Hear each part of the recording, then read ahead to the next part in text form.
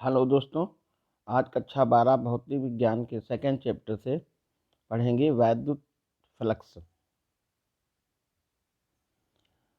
वैद्युत क्षेत्र में स्थित किसी काल्पनिक पृष्ठ से गुजरने वाली बलरेखाओं की संख्या की माप वैद्युत क्षेत्र होता है।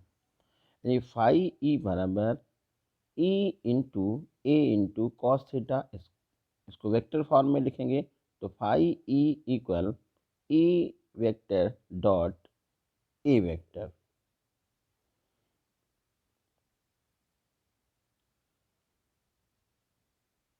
गॉस की प्रमेय।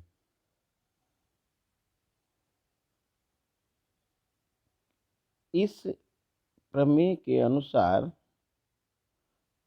किसी काल्पनिक बंद पृष्ठ से गुजरने वाला वैद्युत फ्लक्स फाई ई उस पृष्ठ द्वारा परिबद्ध नेट आवेश Q का 1/एप्सिलॉन गुना होता है। Phi E equal Q/एप्सिलॉन।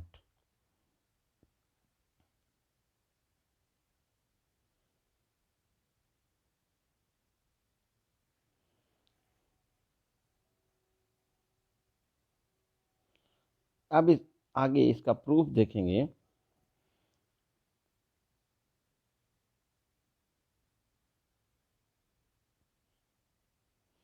देखिए, ये काल्पनिक बंद पृष्ठ है जिसका क्षेत्रफल ए है। इसके भीतर कोई बिंदु ओ है जिस पर +Q चार्ज रखा है।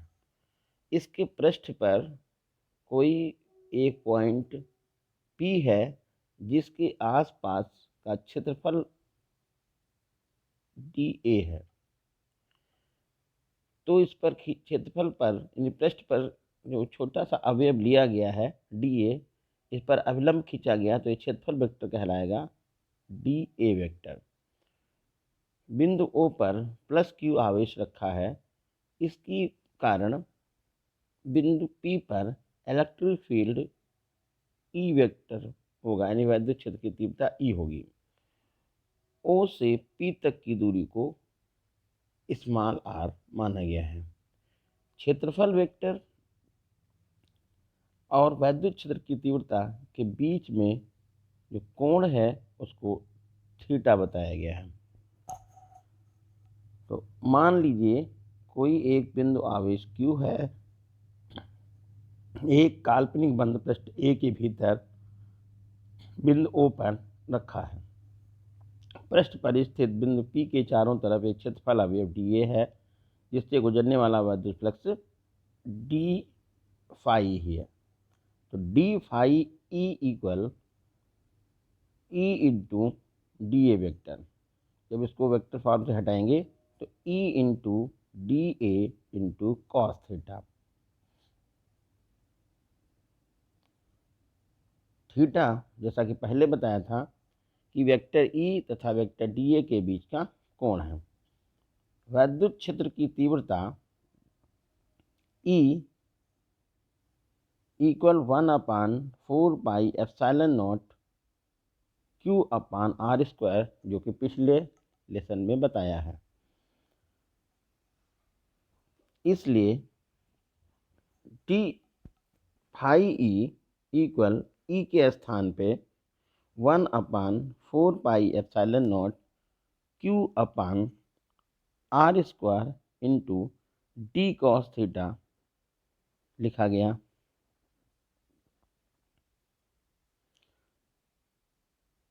और D cos theta upon r² ये है उस क्षेत्रफल अवयव द्वारा अंतरित घन कोण सॉलिड एंगल यानी कि डी ओमेगा।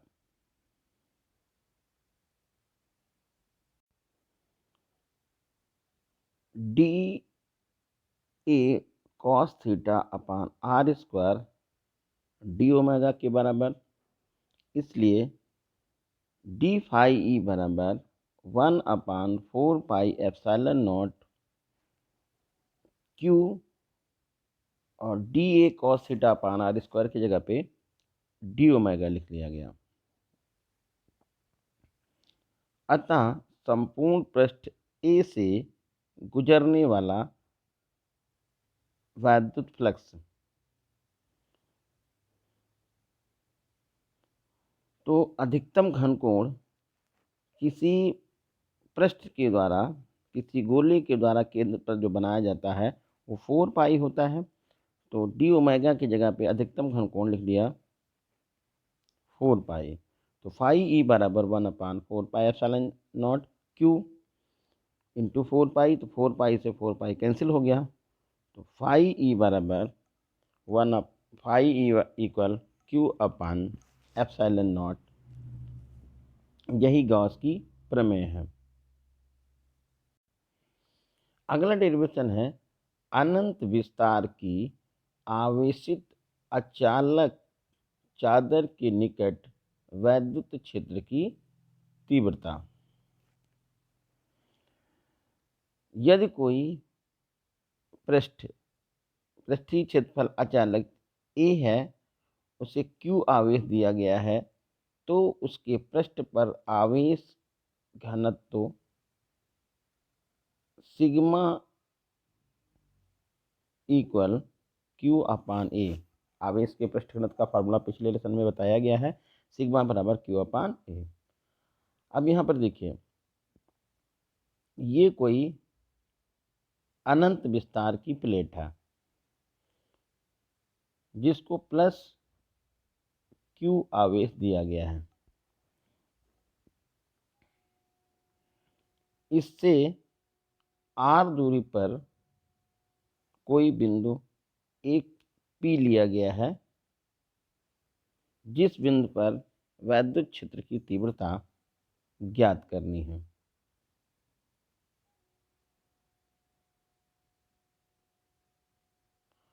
पृष्ठ के आर पार एक बेलनाकार काल्पनिक पृष्ठ की परिकल्पना की गई है, क्योंकि पृष्ठ के दोनों ओर से होकर जाने वाला फ्लक्स वैद्युत फ्लक्स। अब देखिए यहाँ पर थोड़ा ध्यान दीजिएगा, जैसे ये पी पॉइंट है, इधर भी एक पी पॉइंट है, जो काल्पनिक बंद पृष्ठ बेलनाकार बना लिया गया है। तो यहाँ पर इस पी बिंदु की का जो क्षेत्रफल अवयव है वो डी ए है, प्लस क्यू आवेश देखिए इसके ये, तो इसकी वजह से वैद्युत क्षेत्र की तीव्रता ई होगी। तो इन दोनों के बीच में जो एंगल है डी ए वेक्टर और क्षेत्रफल वैद्युत क्षेत्र की तीव्रता के बीच में वो 0 है, क्योंकि ये दोनों समांतर हैं।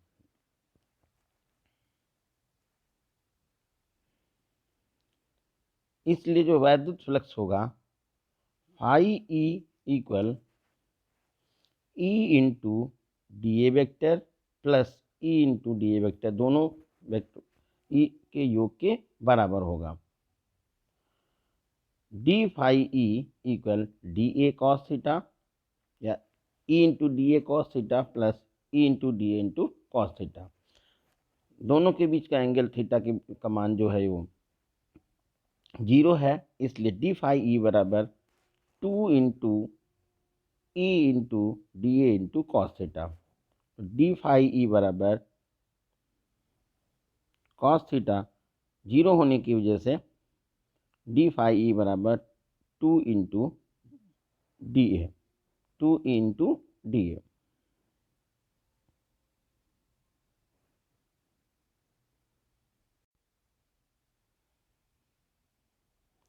अतः संपूर्ण पृष्ठ ए से गुजरने वाला वैद्युत flux phi E equal 2EA। Gauss की प्रमेय के अनुसार phi E equal Q upon epsilon naught और सिग्मा इक्वल क्यू अपान ए।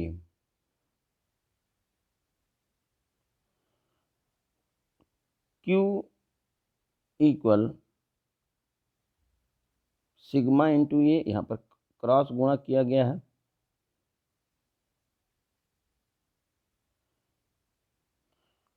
इसलिए फाई ई बराबर क्यू के स्थान पर sigma into A upon epsilon not लिख दिया गया है। अब ये समीकरण नंबर सेकंड हो गई। तो समीकरण नंबर फर्स्ट भी फाई ई है और सेकंड भी देखिए फाई ई है, तो समीकरण फर्स्ट और सेकंड को इक्वल कर दिया गया है। 2 phi A equal sigma A upon epsilon naught, A से ए काट गया है, तो ई बराबर सिग्मा अपान 2 एप्सिलॉन नॉट। ये फार्मूला आपको पता चल गया कि समतल अचालक चादर के निकट वैद्युत क्षेत्र की तीव्रता E equal sigma upon 2 epsilon naught.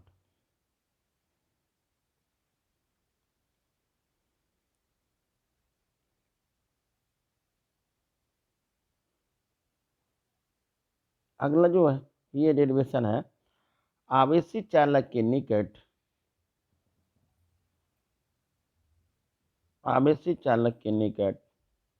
किसी बिंदु P पर वैद्युत क्षेत्र की तीव्रता। तो मान लीजिए कोई एक चालक है P, इसके ठीक बाहर कोई बिंदु P है जहाँ पर वैद्युत क्षेत्र की तीव्रता निकालनी है। इससे प्लस Q आवेश दिया गया है, इसके पृष्ठ P1 और P2, यानी एक पृष्ठ को P1 माना गया, दूसरा और P2 माना गया। P1 और P2 पृष्ठ के कारण बिंदु P पर वैद्युत क्षेत्र की तीव्रता को जैसा कि अभी लिखा गया था, तो उसी तरह से E1 इक्वल सिग्मा बटे 2 एप्सिलॉन नॉट और E2 equal sigma upon 2 epsilon not. दोनों वैद्युत क्षेत्र की तीव्रताओं की दिशा एक ही है बिंदु P पर, इसलिए दोनों को जोड़ दिया जाएगा। अतः E इक्वल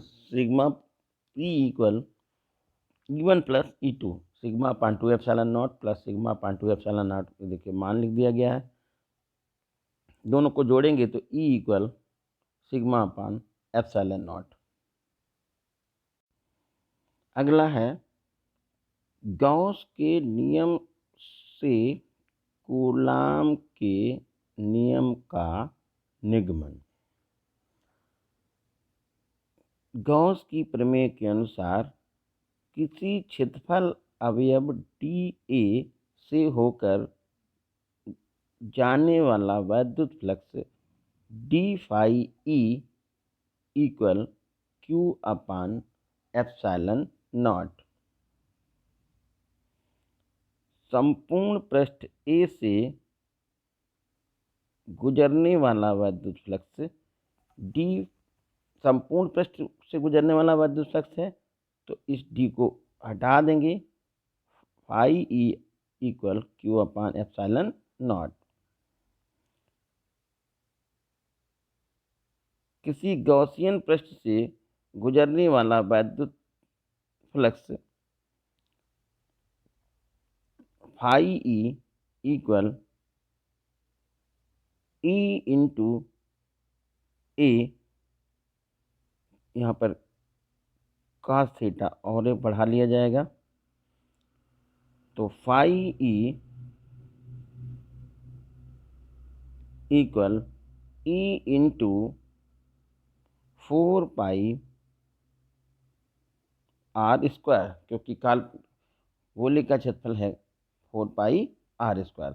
समीकरण फर्स्ट और सेकंड को बराबर कर दिया गया, तो E into 4 pi R square equal Q upon epsilon naught. वैद्युत क्षेत्र की तीव्रता का formula E equal F upon Q naught होता है, तो एफ अपान Q नॉट गुण equal into 4 pi R square equal Q upon epsilon naught. Cross गुणा करके F equal 4 pi epsilon naught Q naught upon R square, यही Coulomb का नियम है। आंकिक प्रश्न में पहला प्रश्न देखिए, यदि एक कूलाम का एक स्थिर वैद्युत आवेश 8 सेंटीमीटर भुजा के घन के केंद्र पर स्थित है, तो घन के एक फलक से बाहर आने वाला वैद्युत फ्लक्स की गणना कीजिए।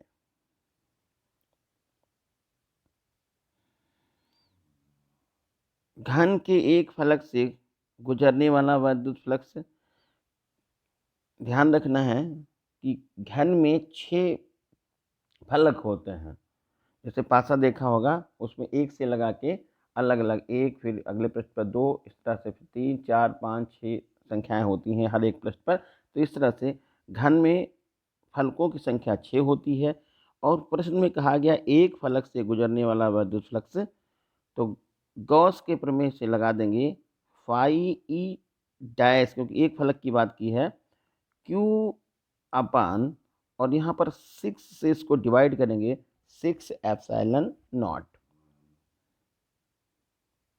Phi E equal 1 upon 6 epsilon naught. यहाँ पर जो है क्यू के स्थान पे एक लिख दिया गया, तो वैद्युत फ्लक्स की वैल्यू हो गई फाई ई बराबर 1 अपान 6 एप्सिलॉन नॉट। अब इसमें यदि आप एप्सिलॉन नॉट की वैल्यू डालें और हल करके आंसर पता करें या इतना ही छोड़ दें, तब भी कोई दिक्कत नहीं है। इसमें एक बात का ध्यान रखिएगा कि यहाँ पर जो साइड दे रखी है 8 सेंटीमीटर, उसका यहाँ पर कोई रोल नहीं है। अगला क्वेश्चन देखिए,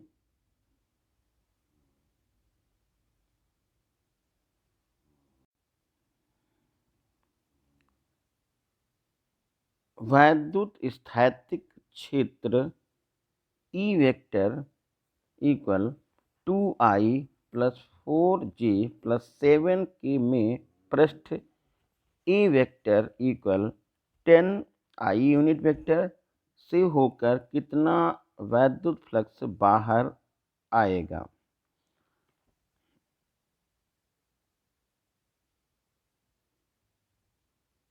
तो देखिए, ई वेक्टर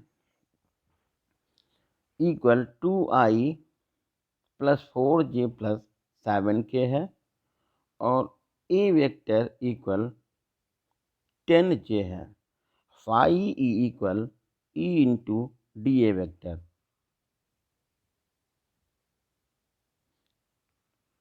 ई के स्थान पर लिख दिया गया 2i plus 4j plus 7k एक ब्रैकेट में, डॉट दूसरे ब्रैकेट में लिख रहा है 10j।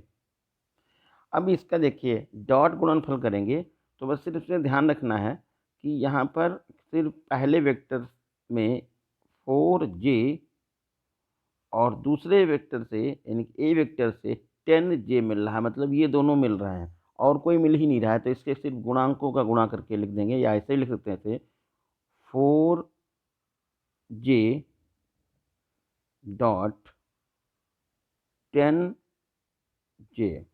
4 और 10 का मल्टीप्लाई करेंगे तो 40 हो जाएगा, j और डॉट j का मान 1 हो जाएगा, तो आपका टोटल आंसर आ जाएगा 40 मात्रक। आशा करते हैं ये छोटा सा वीडियो आपकी समझ में आ गया होगा। इसमें जो भी बताया गया है वो आपकी समझ में आ गया होगा। धन्यवाद।